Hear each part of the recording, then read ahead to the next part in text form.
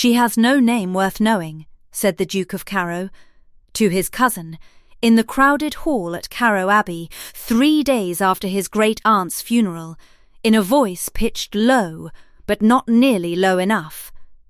Wren Ashdale, standing not 6 feet away with a tray of black-bordered cards she had been asked to distribute among the mourners, did not turn, and did not let the tray so much as tremble in her hands. Some companion of my aunt's, I gather. Leopold Aldrich went on, to Bertram, watching the room over his cousin's shoulder with the particular exhausted irritation of a man who has spent 3 days being condoled with by people who barely knew the deceased.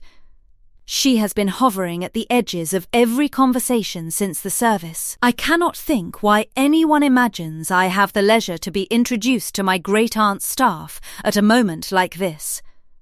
She was with the old lady 8 years, I believe, Bertram said, with rather more interest than his cousin.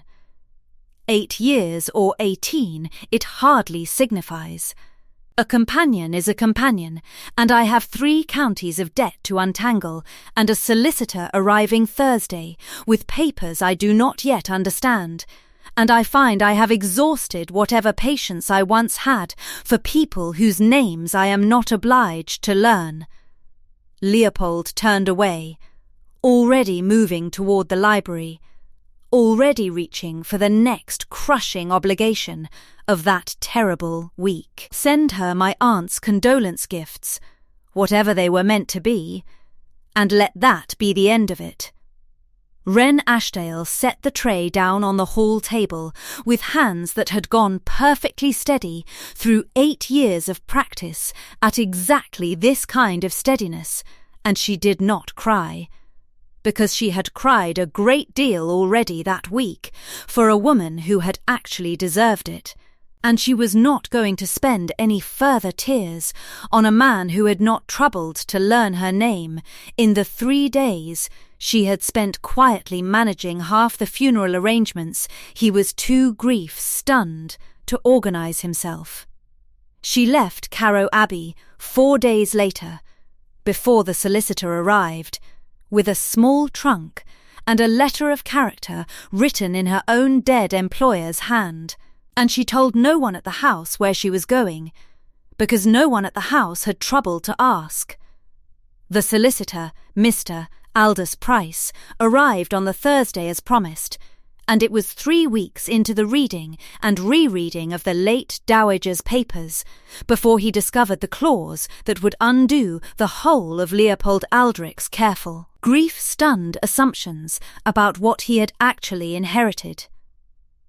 Aunt Philippa, great-aunt to 2 generations of Aldrichs, widow of a nabob who had left her considerably richer than anyone in the family had ever troubled to notice, had died possessed of a fortune large enough to clear every debt currently strangling the Carrow estate. The accumulated mismanagement of Leopold's own father and grandfather both, 3 generations of a family that had spent freely and inherited carelessly until there was very nearly nothing left to inherit at all. She had left the whole of it in trust for the estate. And she had attached, to the release of that trust, a condition so precisely worded that Mr. Price read it 3 times before he was entirely certain he had understood it correctly. "The funds are to be released," he said, sitting across from Leopold in the estate office, with the will spread between them, "only upon the joint signature of yourself, Your Grace, and one Miss Wren Ashdale, named in this document as co-trustee, and further, Your Grace." The clause specifies that should Miss Ashdale's signature be obtained under any duress, inducement or pressure exerted upon her circumstances, the trust voids entirely, and the whole of the fortune passes instead to a charitable foundation for the education of clergymen's daughters, which I confess strikes me as a rather pointed choice of beneficiary. Leopold Aldrich sat very still. "The companion," he said slowly, "the woman at the funeral, my aunt's companion." I could not say, Your Grace, having never met the lady. I can only tell you that her signature is the one thing standing between this family and ruin, and that your great-aunt has taken very considerable pains in the drafting of this clause to ensure that signature cannot be extracted by anything other than the lady's own free and willing consent.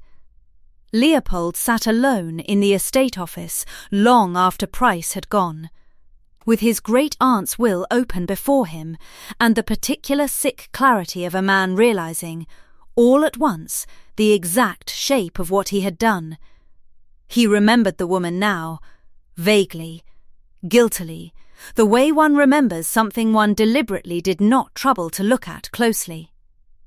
Grey dress, a tray of cards, standing at the edges of every conversation for 3 days, managing. He began to understand as he thought back over that terrible week a very great deal more of the funeral's actual arrangements than he had credited to anyone but his own exhausted grief. He had asked her name once, he thought, on the first day, and had promptly forgotten the answer, because a companion's name had not seemed, at the time, worth the effort of retaining. He had said, within her hearing, he understood this now with a lurch that turned his stomach, that she had no name worth knowing. And that same woman held in her own 2 hands the whole of his family's survival, and had left the house 4 days later without telling a single soul where she had gone. He went first to his own mother, who had managed the Caro household for 30 years, and had, he hoped, some better memory of the woman than his own careless 3 days had left him with. "You wish to know about Miss Ashdale now?" his mother said, with the particular dry precision of a woman who had watched the whole business unfold, and said nothing at the time, because no one had asked her opinion either. "You did not trouble to ask while she stood in this house, Leopold, managing your aunt's affairs so quietly that half the family never noticed how much of the estate's daily order depended on her. I confess I find it a very late question. I am aware of how late it is. I am asking it anyway, because late is evidently the only speed at which I am capable of learning anything at present." His mother regarded him for a long moment, and something in her expression eased, fractionally, at that admission. "She kept your aunt's accounts these last 3 years, when the old woman's eyes failed her.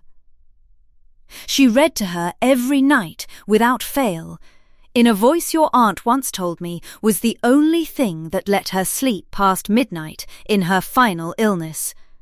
She asked nothing beyond her wages, and was given, in return, exactly as much notice as one gives a well-functioning clock, which is to say, none at all, until the clock stops and the whole house discovers how much it depended upon the ticking. He questioned the entire staff after that, and learned only fragments beyond what his mother had already given him. She had come to Caro Abbey 8 years before, recommended by a clergyman in Dorset who had since died, her own father, a vicar, having left her penniless upon his death and no other living relation willing to take her in. She had served the old dowager with a devotion the housekeeper described, tears standing in her eyes as she said it, as the truest kindness that difficult old woman had ever received from anyone in the family who actually shared her blood. She had managed the household accounts these last 3 years when the dowager's own eyesight failed. She had read to her every evening, and sat with her through 2 long illnesses, and had asked, in 8 years, for nothing beyond her modest wages and a roof. And she had left Caro Abbey with a small trunk and a letter of character, and no one, not the housekeeper, not the coachman who had driven her to the posting inn, not a single soul in that entire vast household, had thought to ask her where she meant to go. She said only that she had family in the north she might call upon. Your Grace, the housekeeper offered finally, wringing her hands. I did not think to press her further. She did not seem inclined to say more, and I confess I understood why, given how she had been spoken of that week. You knew what was said of her. The whole staff heard it, Your Grace, within the hour. Servants generally do. It took Leopold Aldrich 3 weeks and considerable expense to trace her. 3 weeks of letters to every clergyman's family with a Dorset connection. 3 weeks of a hired man riding a widening circuit through counties Leopold had never had cause to visit.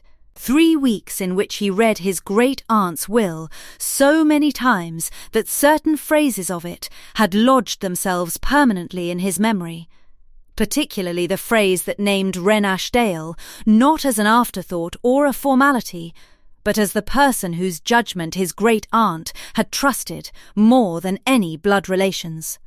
She was found, at last, in a small parish 3 counties north, teaching the alphabet to a vicarage's worth of village children for £20 a year and a room above the schoolroom, having taken the only position her father's old connections could secure her on short notice, and no character beyond what the last 8 years had actually earned her.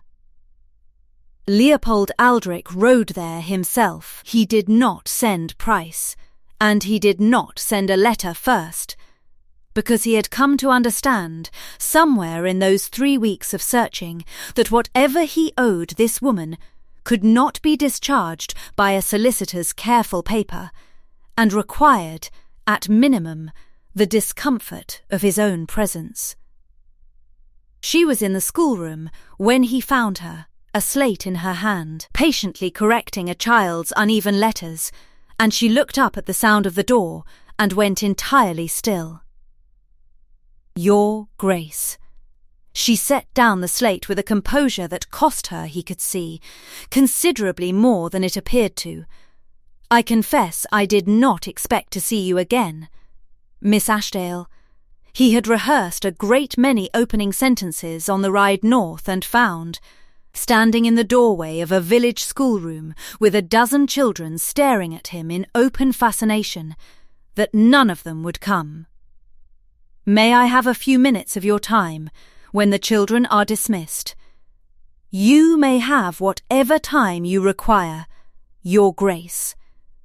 I have very little else claiming it these days. She turned back to her pupils with a steadiness that told him nothing at all of what the sight of him had cost her, and he stood at the back of that small room for the better part of an hour, watching a woman teach children their letters with the same patient thoroughness she had evidently given 8 years of his great-aunt's difficult old age, and understanding, with each passing minute, precisely how much he had thrown away without ever troubling to look at it properly. They walked out to the churchyard when the children had gone, because it was the only quiet place the small village offered, and Leopold said the thing he had ridden 3 counties to say, plainly, without the softening a lesser apology might have reached for. I said, in your hearing, that you had no name worth knowing. I have thought about that sentence every day for 3 weeks, Miss Ashdale, and I find there is no version of an apology for it that does not sound, at least in part, like an excuse, so I am not going to attempt one. I was wrong. I was grieving, and exhausted, and entirely too accustomed to a life in which people who serve my family are furniture rather than persons, and none of that excuses what I said, only explains the shape of the failure that produced it. You have come 3 counties to say so. I have come 3 counties because your signature is the only thing standing between my family and ruin, and I want you to understand, before I say another word about it, that I am telling you this fact honestly and immediately, precisely because I do not want you to spend one moment wondering whether my apology is genuine or merely the opening move of a man who needs something from you." Leopold met her eyes steadily. "My great-aunt has left the whole of her fortune in trust, released only by our joint signature, and voided entirely if I am found to have pressured you into giving it. I could have sent a solicitor with the papers and let you decide in private, without ever having to look at the man who insulted you. I came myself because I judged that the coward's version of asking, and I have done enough cowardly things this month already." Wren Ashdale stood very still among the old gravestones, and something in her carefully composed face cracked, just slightly, at the corner. "You do not yet know why she did it," she said. "The clause, why she made it depend on me at all, rather than simply leaving the money outright. I had hoped you might tell me. Your great-aunt married for money and spent 40 years watching every relation who ever called at her house measure her worth by the size of her late husband's fortune," Wren said, sitting on the low stone wall with her hands folded in her lap. "She told me once, in the last year, that she had decided, long before she wrote that will, that she would not leave a single shilling to a family that could not first learn to see a person who had nothing to offer them but honest service. I was the test she built into the paper, Your Grace, not because she loved me more than she loved you, but because she knew she had watched this family for 2 generations. That money offered without that test would simply teach the next Duke exactly what the last 3 had already learned too well. That people are instruments. That people without rank or fortune may be treated as instruments, and rarely called to account for it." Wren looked at him directly. "She did not write that clause to trap you, Your Grace. She wrote it to give you a chance no one in your family had ever been required to take, the chance to prove, before the money arrived, that you were capable of seeing the person standing in the room with you, rather than simply the use she might be put to. And have I proven it? Riding 3 counties after the fact, having already failed the test in the room itself." "I do not know yet," said Wren Ashdale honestly. "I know you have apologized before asking for the signature rather than after, which is not nothing. I know you told me the stakes plainly, instead of letting me sign, in ignorance of what my consent was actually worth to you. Those are both marks in your favour, Your Grace, and I confess I did not expect either of them when I saw you standing in that schoolroom doorway." He did not press her for the signature that day, or the next, though Price's letters grew increasingly urgent as the estate's creditors grew increasingly impatient. And Leopold found, staying on at the small village inn through that week rather than riding directly home, that he did not entirely mind the delay. He called on her each afternoon when the children were dismissed, and he did not speak of the trust at all, because he had decided, somewhere in that first conversation among the gravestones, that if he meant what he had said about wanting her genuine consent rather than a coerced signature, he had better spend the intervening days actually learning who she was, rather than simply waiting out the decent interval before asking again. He learned that her father had been a country vicar with more Greek than income, and had died owing considerably more than he left, and that Wren had gone into service at 18, with nothing but an excellent education, and no family willing to shelter a vicar's penniless daughter for longer than politeness strictly required. He learned that she had loved his great-aunt genuinely, not out of duty, but out of the particular fierce loyalty of someone who has been shown real kindness by a person with every reason to withhold it, and that she had read to that difficult old woman every evening for 8 years, not because it was required of her position, but because the old dowager had, in her own way, become the only family Wren Ashdale had left, and he learned, on the 4th evening, sitting in the small parlour of the vicarage where she lodged, exactly how much his own careless sentence had cost her. "I did not weep for myself when I heard it," she told him, "though I will not pretend it did not wound. I wept because I understood, in that moment, precisely what your great-aunt's whole family actually believed about the years I had given her, that whatever devotion I had shown her, it counted for nothing at all in the eyes of the one relation whose good opinion might have mattered, because I had no name worth the trouble of learning it. I have learned it now. You have learned it, because a will forced the learning, your grace, and I find I must ask you plainly whether you would have troubled to ride 3 counties after me if my signature were not required for anything at all, if I were simply a woman you had insulted, with no leverage attached to the apology whatsoever." Leopold Aldrich was quiet a long moment, because it was the fairest question anyone had asked him in 3 weeks, and he owed her an honest answer rather than a flattering one. "I do not know," he said finally. "I would like to believe I would have.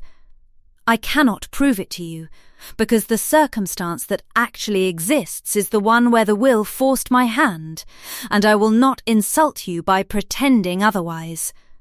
All I can offer you is this, Miss Ashdale, whatever brought me to that schoolroom door. I intend to spend considerably longer than the length of one apology proving that the man who rides away from this village, whatever your answer, is not the same man who spoke that sentence in my own front hall. The trouble, when it came from Bertram, who had spent those same 3 weeks considerably less scrupulously employed. Bertram Aldrich stood heir presumptive should Leopold die without issue, and he had spent a decade quietly aware of exactly how encumbered the Carrow estate actually was, and had allowed himself, in the days after the old dowager's death, to imagine a future in which his cousin's mismanaged inheritance finally collapsed entirely, leaving the title to pass to him considerably sooner than nature might otherwise arrange it, and the whole tangled mess of debts to be settled, eventually, by a foundation for clergymen's daughters that would have no earthly interest in a bankrupt dukedom's remaining assets.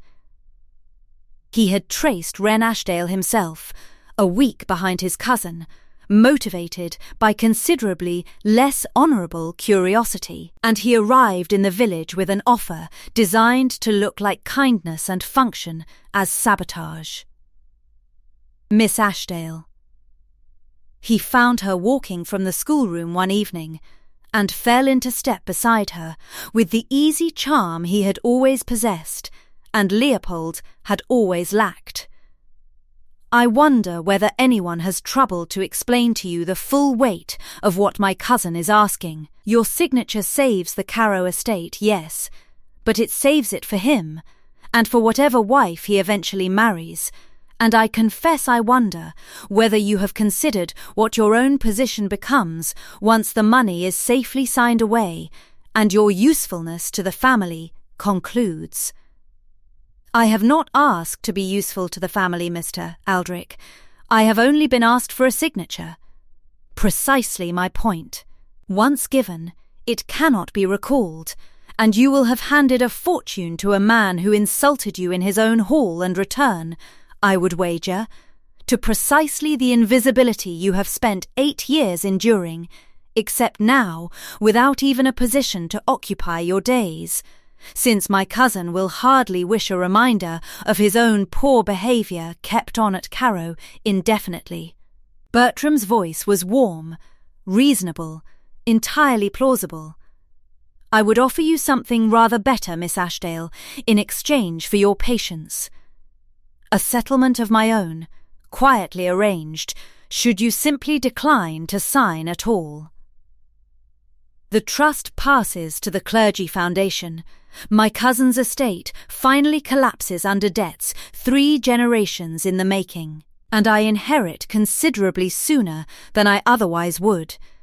And I am prepared to be a great deal more grateful for your cooperation than my cousin has ever shown himself capable of being. Wren Ashdale stopped walking and looked at Bertram Aldrich for a long moment. You are asking me to ruin your own cousin's family, Mr. Aldrich. In exchange for money, you would pay me quietly, on the strength of a title you do not yet hold, and a debt you have not yet discharged. I am offering you certainty, Miss Ashdale. In place of a gamble on a man's character he has already once demonstrated he does not possess. You are offering me exactly the thing your great-aunt's will was designed to prevent, said Wren, which is a fortune extended in exchange for my compliance rather than my honest judgment. And I find that considerably more insulting than anything your cousin said to me in his own front hall, because at least his insult was thoughtless. Yours is calculated. She resumed walking. I will tell His Grace of this conversation myself, Mr. Aldrich, in full, because I have found that the surest way to protect the truth of a thing is to say it aloud in front of the person it concerns before someone else can arrange the telling to their own advantage.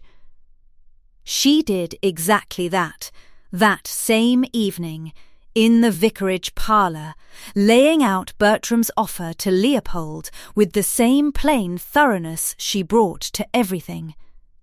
He offered you money to ruin me. He offered me money to protect myself against the possibility that you might prove exactly the man he already believes you to be. Wren watched his face carefully. I did not come to you with this, because I expect you to punish him for it, Your Grace, though you may do as you judge right. I came to you with it because your great-aunt's whole clause was built on the principle that consent freely given is worth more than any amount of money. And I found I could not accept your cousin's offer without becoming exactly the kind of person the will was written to guard against, someone whose loyalty is simply the highest available price. What will you do? I have not yet decided whether to sign your paper, Your Grace. I want that said plainly, because I think you have begun to assume these last few days that my answer is a foregone conclusion, and I would rather you not assume anything of me again.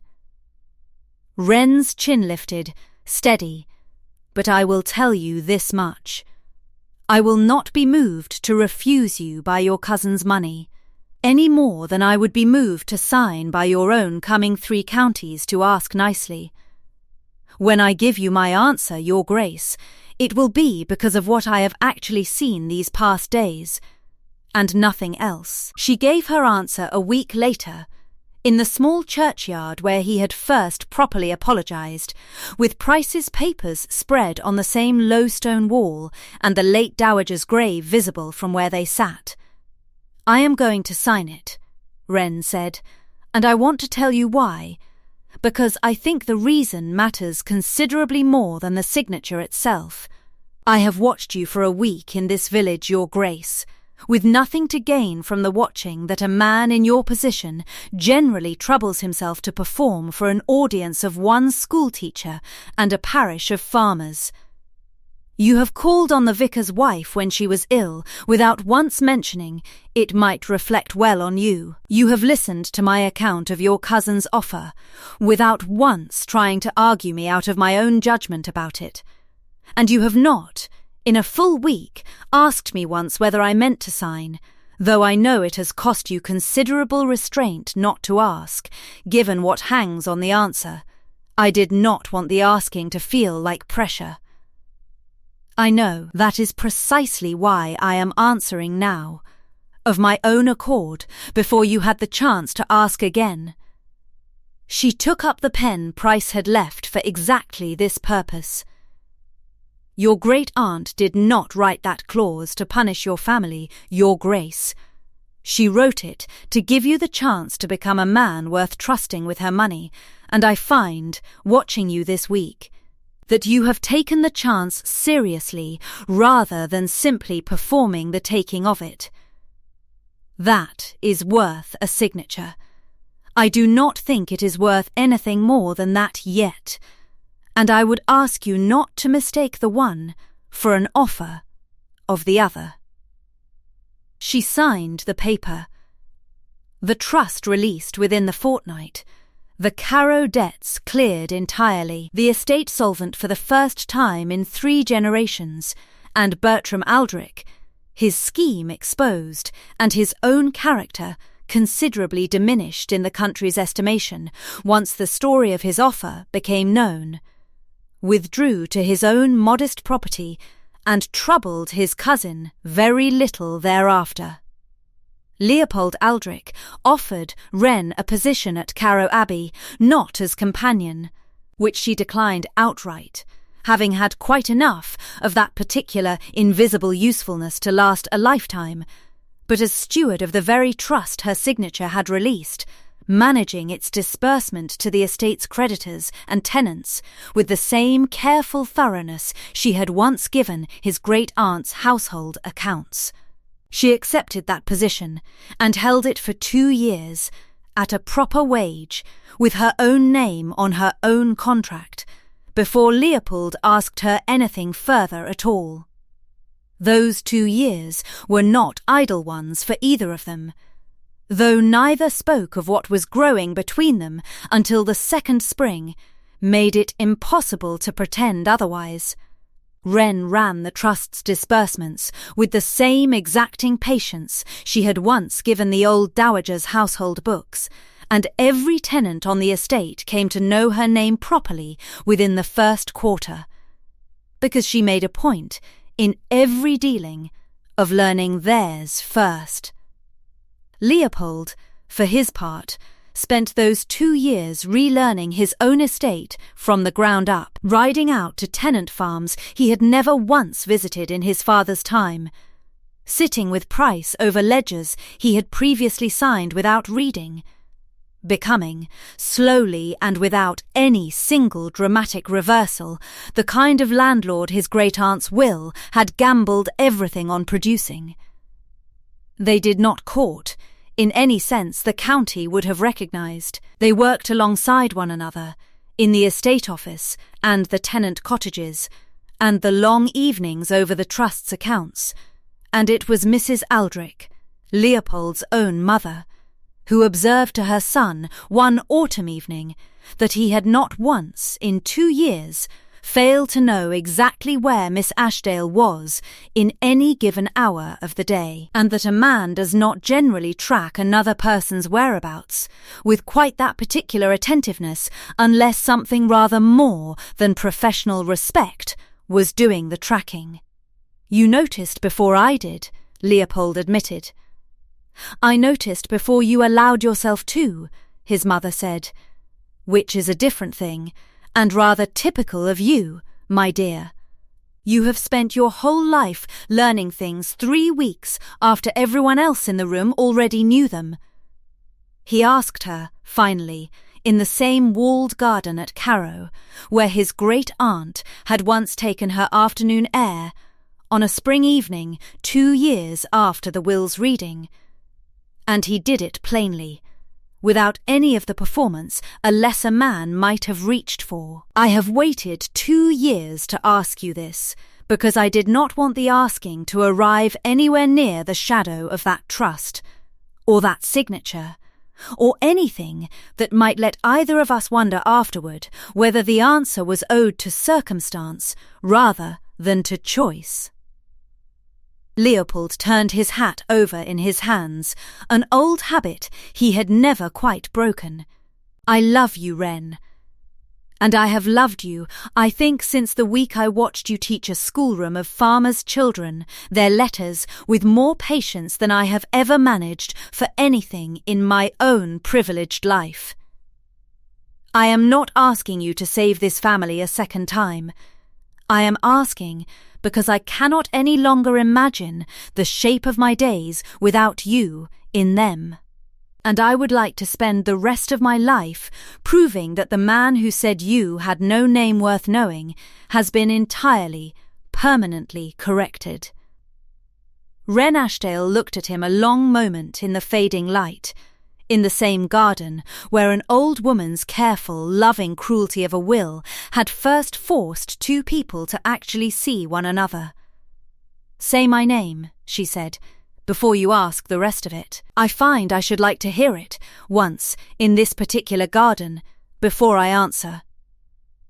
"Wren," said Leopold Aldrich, "Wren Ashdale, the bravest, most exacting, most entirely worth knowing woman I have ever had the good fortune to insult my way into meeting properly." "That," said Wren, "is a considerably better use of my name than the last time it was mentioned in this house," and she said yes before he had finished laughing.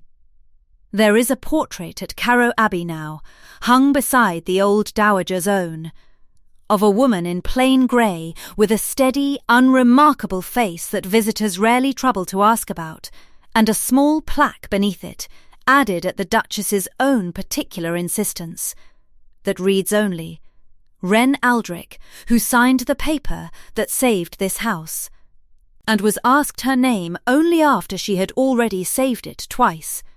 'Your cousin still will not visit,' Leopold said one autumn evening, finding his wife in the garden where the old roses their great-aunt had once tended still bloomed each June. 'Let him stay away.' I find I have very little use for a man who tried to buy my silence before he ever troubled to learn what I actually valued. Wren did not look up from the letter she was writing, one of a dozen she sent each month to the schoolroom she had once taught in, funding it now from the trust her own name had once released. Your great-aunt built a test into her will because she understood something about this family that took you rather longer to learn, Leopold, that a name is only worth knowing once somebody has troubled to look at the whole person attached to it. I have looked a great deal these past 2 years. You have, Wren agreed, setting down her pen at last, and I find I no longer regret 1 mile of the 3 counties it took you to start.